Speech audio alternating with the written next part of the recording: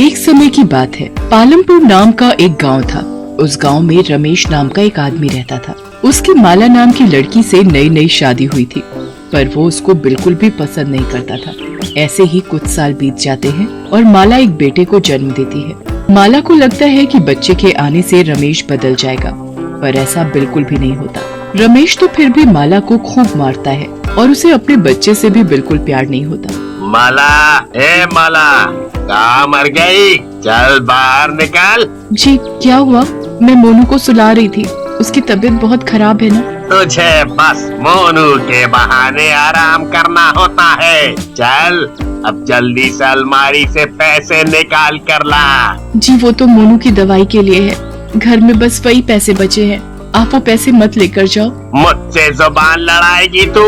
बोला ना पैसे लेकर आ अभी के अभी। मैं आपको वो पैसे नहीं दूंगी, चाहे कुछ भी हो जाए। तेरी इतनी हिम्मत? तुझे तो मैं अभी बताता हूँ, देखता हूँ तू कैसे मुझे पैसे लेने से रोकेगी। रमेश अंदर जाकर अलमारी खोलता है और पैसे निकालने लगता है। माला उसको रोकने लगती है। रमेश को माला पर इतना गुस्सा आता है कि वो कोने में पड़े एक डंडे को उठाता है और माला को पीटना शुरू कर देता है। मुझे मत मारो, मुझे मत मारो, छोड़ दो मुझे छोड़ दो।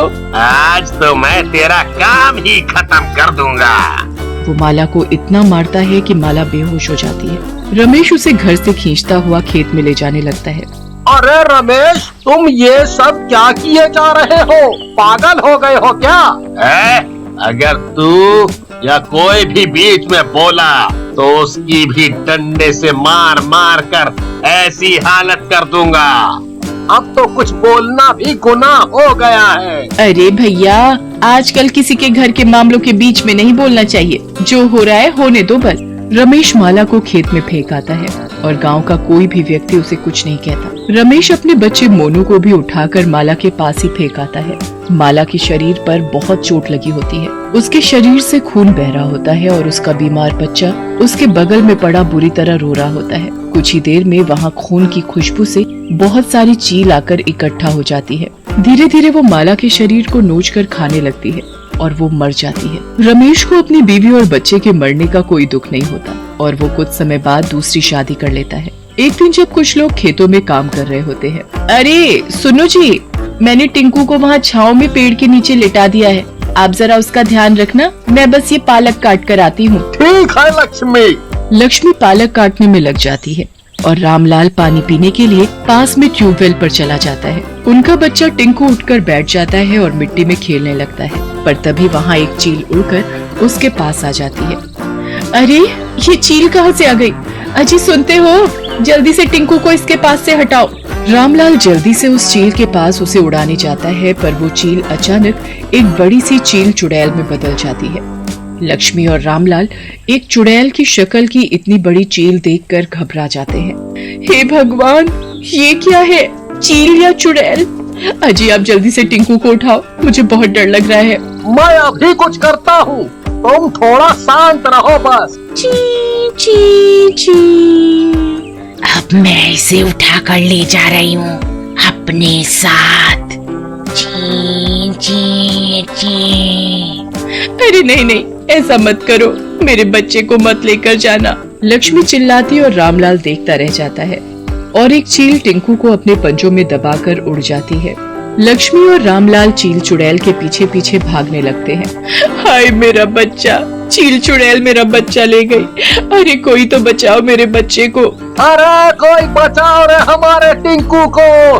पता नहीं वो चील चुड़ैल क्या करेगी हमारे बच्चे के साथ। गांव वाले चील चुड़ैल को देखते हैं और उन्हें अपनी आंखों पर यकीन ही नहीं होता। अरे भैया, ये क्या चीज है?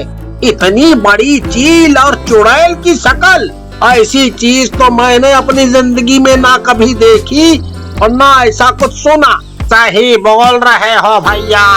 और देखो, ये रामलाल के बच्चे को लेकर जाने कहाँ जा रही है? भगवान ही बचाए इस बच्चे को। चील चुड़ैल टिंकू को लेकर जाने कहाँ उड़ जाती है और कोई भी कुछ नहीं कर पाता। पूरे गांव में उस चील चुड़ैल की खबर फैल जाती है। सब लोगों में एक डर बैठ जाता है कि कहीं वो दोबारा ना आ जाए, और बस जिस बात का डर होता है अगले दिन वही हो जाता है। अगली सुबह जब एक छोटा बच्चा अपने घर के आंगन में चारपाई पर लेटा होता है तो वो चील चुड़ैल वहां दोबारा आ जाती है। ची ची ची ची ची ची ची ची। चील चुड़ैल की आवाज सुनकर उस बच्चे की दादी बाहर आ जाती है। अरे चील चुड़ैल आ गई, अब ये मेरे पोते को ले जाएगी, कोई बचाओ मेरे पोते को। उस बच्चे की दादी इतनी बूढ़ी होती है कि वो जब तक चारपाई तक अपने पोते को उठाने पहुंचती है तब तक चील चुड़ैल उसके पोते को अपने पंजों में दबोच कर उड़ जाती है। चील चुड़ैल के कहर से गांव के लोग बहुत ही परेशान हो जाते हैं। उनके मन में इतना डर बैठ जाता है कि वो अपने बच्चों को घर के बाहर निकालना ही बंद कर देते हैं। एक दिन रमेश अपनी दूसरी बीवी से उस चील चुड़ैल के बारे में बातें कर रहा होता है। अरे पुष्पा, क्या ये बात सच है कि गांव में कोई चील चुड़ैल बच्चों को उठा उठा कर ले जा रही है? जी बिल्कुल सच है, वो चुड़ैल जाने कितने बच्चों को गांव से उठाकर ले जा चुकी है। हमारा बच्चा भी अभी बस 4 महीने का है। मुझे तो बहुत ही डर लग रहा है कि मैं अपने बच्चे को उस चील चुड़ैल की नजरों से कैसे बचा कर रखूंगी। वैसे ही मैंने सुना है कि चील की नजर बहुत ही तेज होती है। अरे पुष्पा, तुम बिल्कुल चिंता मत करो, मैं हूँ ना। मेरे होते हुए कोई चील या चुड़ैल हमारे बच्चे के आसपास भी नहीं आ सकती। रमेश अपनी बीवी पुष्पा और बच्चे के साथ छत पर धूप सेक रहा होता है कि अचानक एक चील उनके बच्चे के पास आकर बैठ जाती है। हे भगवान, ये चील कहाँ से आ गई? छू छू, जा जा यहाँ से चल। चील एक पल में बड़ी सी चुड़ैल का रूप ले लेती है और बच्चे को पंजों में दबोच लेती है। ये तो चील चुड़ैल है, छोड़ दो मेरे बच्चे को, जाने दो हमें। ची ची ची ची। इस बच्चे का ही तो सबसे ज्यादा इंतजार था मुझे। अजी सुनते हो, चील चुड़ैल हमारे बच्चे को ले जा रही है। छोड़ दो मेरे बच्चे को, भगवान के लिए छोड़ दो। इस बच्चे का इतना दुख तो कभी दूसरे पर तरस क्यों नहीं आया तुझे? चील चुड़ैल इतना कहकर बच्चे को लेकर उड़ जाती है। रमेश और पुष्पा रोते चिल्लाते रह जाते हैं। चाहे कुछ भी हो जाए, मैं अपने बच्चे को कहीं से भी ढूंढ कर लाऊंगा। रमेश सारे गांव वालों को इकट्ठा कर लेता है। हमें उस चील चुड़ैल को पकड़ना ही होगा। आखिर कब तक हम अपने बच्चों को ऐसे घर में छुपा कर रखेंगे? पर हम कर भी तो क्या सकते हैं? हमें एक बहुत बड़ा जाल बिछाना होगा जिससे कि हम उस चील चुड़ैल को पकड़ सकें। गांव वाले रमेश की बात से सहमत होते हैं और एक बहुत बड़ा जाल गांव के बीचों बीच बिछा देते हैं। उसके बाद वो अपने बच्चों को बाहर खेलने के लिए छोड़ देते हैं। शाम को जब चील चुड़ैल वहां आती है तो उसके पैर जाल में फंस जाते हैं। गांव वाले जल्दी से चुड़ैल को जाल में लपेट देते हैं। छोड़ दो मुझे, जाने दो। जी जी जी।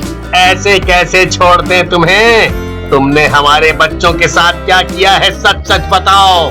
जो तूने मेरे बच्चे के साथ किया वो मैंने नहीं किया किसी बच्चे के साथ। आखिर मैंने क्या किया? याद कर तूने क्या किया था मेरे साथ और मेरे बच्चे के साथ। हमें मरता हुआ छोड़ दिया और चील मुझे नोच नोच कर खा गए। क्या तुम मेरी पहली पत्नी माला हो? हाँ, मैं माला हूँ, जो मरने के बाद एक चील चुड़ैल में बदल गई। उसके बाद मैं तुमसे और इन गांव वालों से बदला ले आई हूँ, क्योंकि किसी ने भी मुझे या मेरे बच्चे को बचाने की कोशिश नहीं की। मुझे माफ कर दो माला, मैं तुम्हारा कातिल हूँ। तुम मेरी जान ले लो, मुझे माफ कर दो। मैंने तुम्हें और अपने बच्चे को मार डाला। मैं कितना बुरा हूँ। हाँ बाला, हमें माफ कर दो, हमसे बहुत बड़ी गलती हो गई। हमारी वजह से तुम और तुम्हारा बच्चा मर गया। मेरा बच्चा आज भी जिंदा है। क्या सच में? मेरा मोनू जिंदा है? कहाँ है वो माला? मुझे उसके पास जाना है, उसे देखना है। चलो सब मेरे साथ। रमेश और कुछ गांव वाले चील चुड़ैल की पीठ पर बैठ जाते हैं और उसके बाद वो चील चुड़ैल उन्हें अपने साथ उड़ाकर दूर एक खूबसूरत सी जगह पर लेकर जाती है, जहाँ वो सारे बच्चे बड़ी हंसी खुशी खेल रहे होते हैं, जिनको उसने उठाया था। मैंने किसी को नहीं मारा था, मैं बस तुमको और सबको सबक सिखाना चाहती थी। वो देखो, हमारा बच्चा मोनू। रमेश रोता हुआ मोनू को गले लगा लेता है। बाकी सब गांव वाले भी अपने बच्चों को मिलकर बहुत रोते हैं। आपने जो गलती की है अब उसे सुधारने का वक्त आ गया है। हम मोनू को अपने साथ रखेंगे और दोनों बच्चों को एक समान प्यार देंगे। चील चुड़ैल सबको सबक सिखा चुकी होती है और वो हमेशा के लिए वहाँ से चली जाती है।